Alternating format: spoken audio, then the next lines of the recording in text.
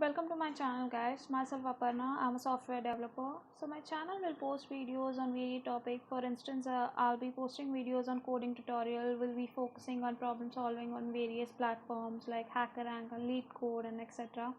So we'll tie up algorithms and data structure explanation here and there, and we'll be exploring on system designs front. So stick around. So today I'll be telling you as to how to integrate PyMongo in Python, and at the end of the tutorial I'll walk you through how to host the entire thing on localhost using Azure Function App. So stick around. So first we'll start with the Python integration. Mongo server using Mongo command. So my server is started. Now I'll check what database to use. So I'll say show DBs. Then I'll use, suppose I'm using this one, test u1. So I'll use test u1 and I'll check as to which collection I'll be using. So I'll do check show collection. So my collection name is user, my database name is test u1. So now I'll print the entire thing without any projection. So I'll do db dot user dot find. Yeah, so this is done. So this is my data. We'll be dealing with this data. We'll perform all the create or retrieve, update, delete operations on this data. So let's go back to our spider file, set up a new file. This is a new file, so we'll get started. So first things first, we'll import or we'll directly import Mongo client. So from PyMongo import Mongo client. This is done. I'll also import pprint because I want my data to be printed in a systematic form instead of getting consistent in one particular line. So this is done. Importing file is done. Now I'm supposed to make a class to perform code operations. So class code. Then I need to define 4 functions to perform all these 4 code operations. So first is create. So def create. Second is retrieve. This is update. This is delete. This is done. Now let's make a function, leave one line so that it looks better and you won't get confused between one another. Now I'll make a class to connect with my database. So class db. Now I'll make function db connect where I'll get access to my collection, which is this user collection. You can do either ways. You can make 2 functions, which one gives access to db, one gives access to the collection inside the db. But I'll merge into because it's convenient. So now db connect. So I need to pass a connection string. So I'll create a connection variable. Now I need to pass this string over here. The moment you type Mongo, you get a version as to which Mongo you are using, and this next line that is connecting to will give you the string. So copy that string, paste in here. So that is done for now. So now I need to get connected with my DB, right? So DB is equals to Mongo client, passing that connection string. Now I'm using attribute method, which is dot and my test database name. So test u1. Yeah, my database name is test u1, which I'm using right now. So you can also go the other way, which is the dictionary method to call. So I'll pass test u1 as an indexing type. So yeah, this can be done. So we'll do the similar fashion. Collection, let's call it call, is equals to now db and attribute method, which is user collection. So user and then return call. So this is done. We are getting access to the collection in here. So we'll define the main function. Def main will call out the main function. And this is done. Now I'll fill in all these operations one by one. So let's start with the retrieve thing because it's easier. So retrieve thing, let's take data is equals to, we need to pass something for retrieve, right? We need to get access to that collection. So we'll pass collection from the main function. So collection is passed. Once collection is passed, what we'll do is collection dot find and then return the data. So this is done. Now we will have to call the retrieve function. So data. Now one thing is we need to take it down as a list, because else you'll get a pointer error, a cursor error. So take it down as a list. So now I'll call in the function data is equals to retrieve. No, first I need to call the collection. I'm supposed to pass a collection over here, so I need to call out this class. So I'll say object is equals to db dot db connect. So that is done. Now return retrieve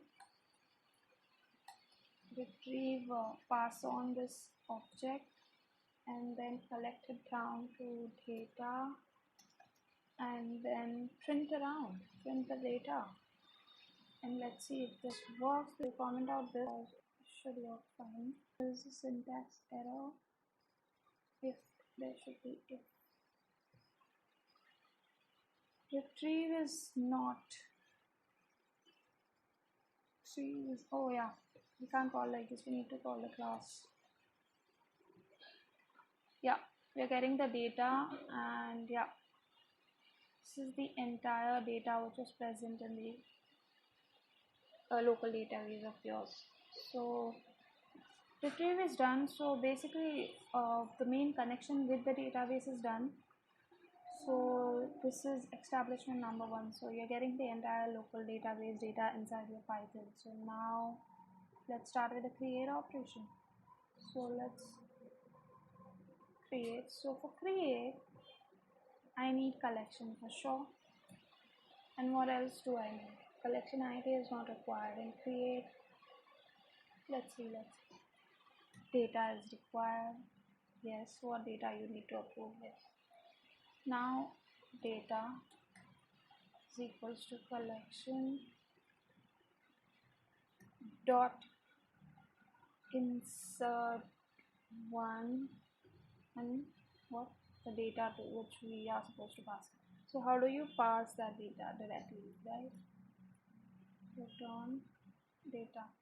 Let's just change this name, data one. Return data. So insert one this data and the return data. Now let's move on. Let's see if we are able to create something, right? So let's get a dictionary from here.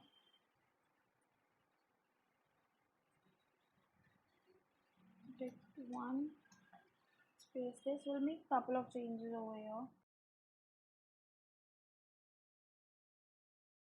Now I'm supposed to pass on the data. So let data equals a recruit dot create. I'll pass my collection, then I'll pass in the dictionary which I'm supposed to create. So this is done. Now retrieve it again so that we get to know as to whether or not this data is inserted, and then print it again, right? So let's see if this works. There is some indentation error.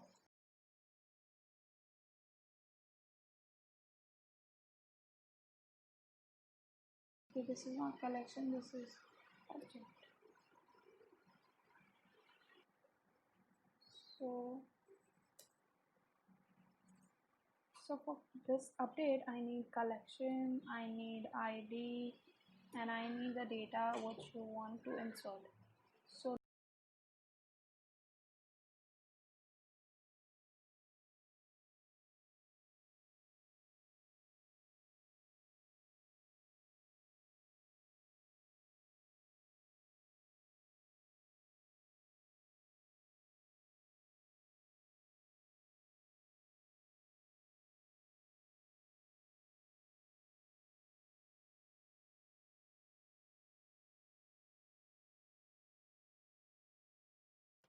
Now similarly we can do it for the delete function as well.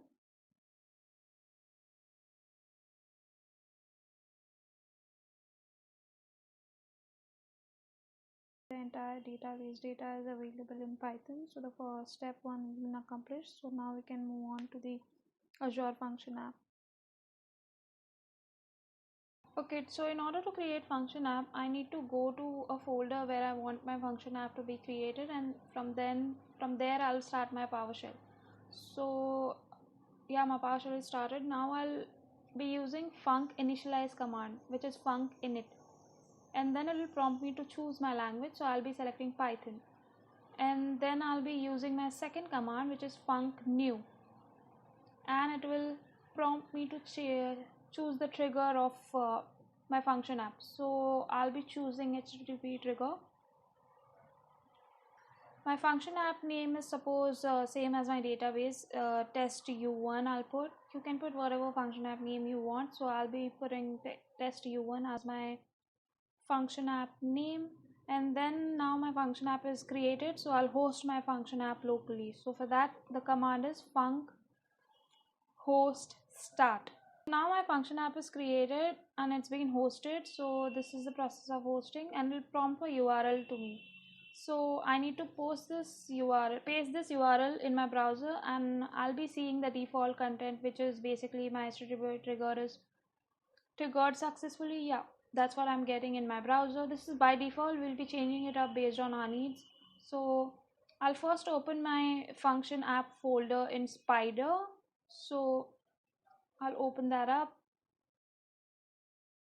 Yeah, my function app folder is open. Now I'll be changing one file, which is my function.json file, which is in my function app.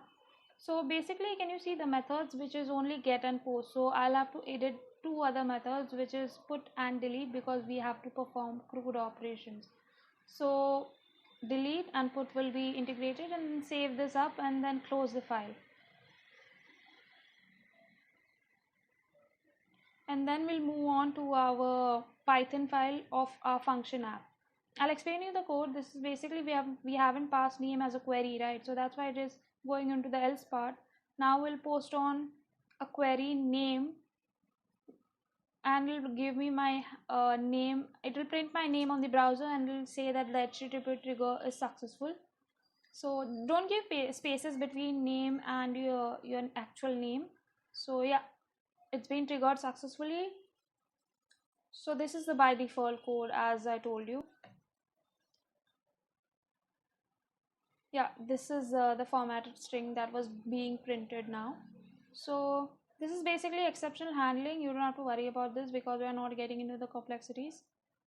We'll scrape out the entire main function and we'll start from scratch. So first things first, I'll suggest you to copy whatever we have done in the past with Python and Mongo in your function apps Python folder, and then comment out the main function of that Python folder which you just pasted, and then call the function below.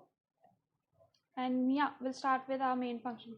So we'll start with our get method first. So in get method, what we did is we basically called CRUD.retrieve function. We were passing object meaning collection. So we'll do the same over here. Now object is being passed, so we'll define the object by using the db class and db connect function. So once this is done, I'll return of the HTTP response to my browser, so my browser gets the data. So you can't simply just print over, browser understands only this language. So it is func.http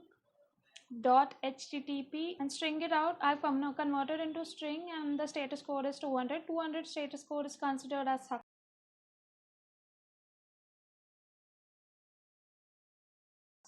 So once you save this, PowerShell will re-render itself automatically, and refresh your this thing. We are getting an error.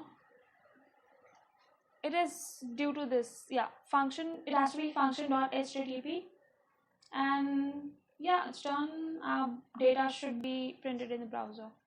So yeah, we are getting our data inside our browser. So this is basically you're getting your database data in your browser. That means you can successfully say that your data has been hosted locally on your server. So now we'll start with the post method.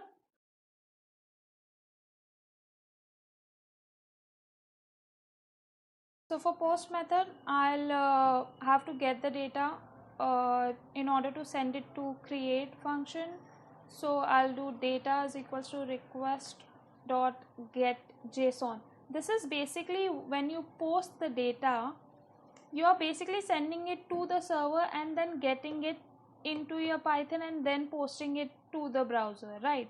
So who is sending the data to the server? The postman. So postman is basically a dependency which is used to deal with various methods in URL. So I'll post my create method over here, and so once this is done, I'll post my response similar to what we've done in the get. I'll save it, and this is re-rendered again.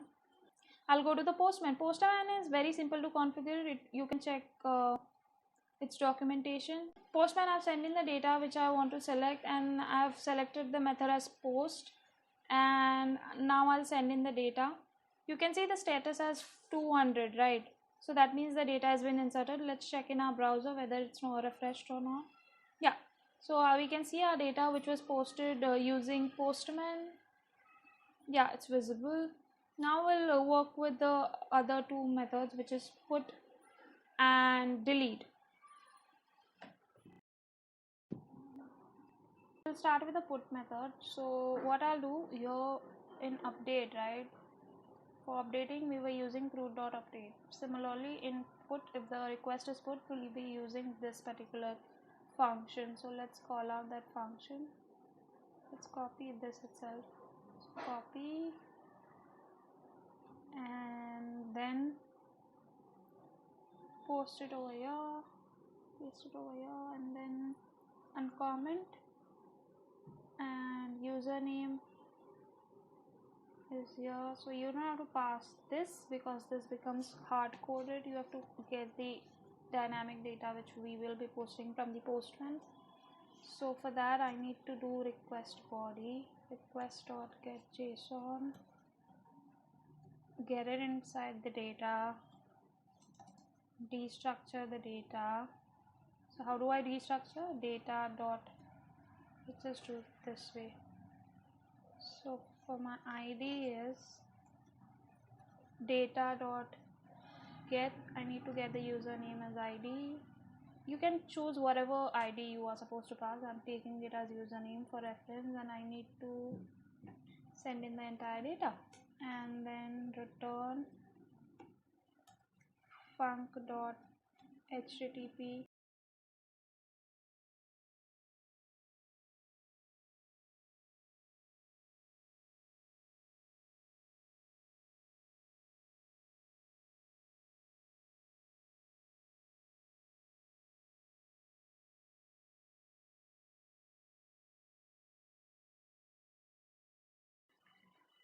Yeah, let's save this. Yeah, and now this is re-rendered already. Let's go to postman to check. So first things first, let's try and put. Let's try the put method. So for put, right, let's see what can we change. Let's see, we are changing, we don't have this thing, right? So we'll take username as Rachel,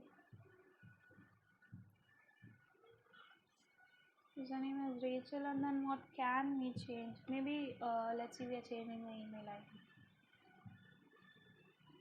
Let's say the token ID, because the token IDs are similar for both of them. Let's change something.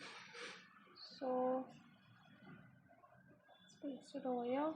So just make sure this is in JSON. So JSON takes key value pair, so this has to be in double quotations. So this is done. Let's change, what do we change it to? 600, 6000. Let's send in the data. Yeah, status is 200. Okay, I told you 200 is considered as successful. Let's refresh the page, and yeah, our data has been changed. Now let's delete something. Since Rachel has two IDs, right? Let's just delete the redundant one. So here this is delete. Let's select the method as delete, and just paste in, yeah, remove the comma. send. Yeah, the status is okay, that means successful. Re-render. Yeah, both of them are gone. This is it, guys. So in case you have any doubt or you stuck somewhere, feel free to reach out to me and I'll get back to you as soon as possible and answer all your doubts. So thank you for sticking for this long, and in case you like whatever we have seen so far, please feel free to subscribe and like the video. Thank you.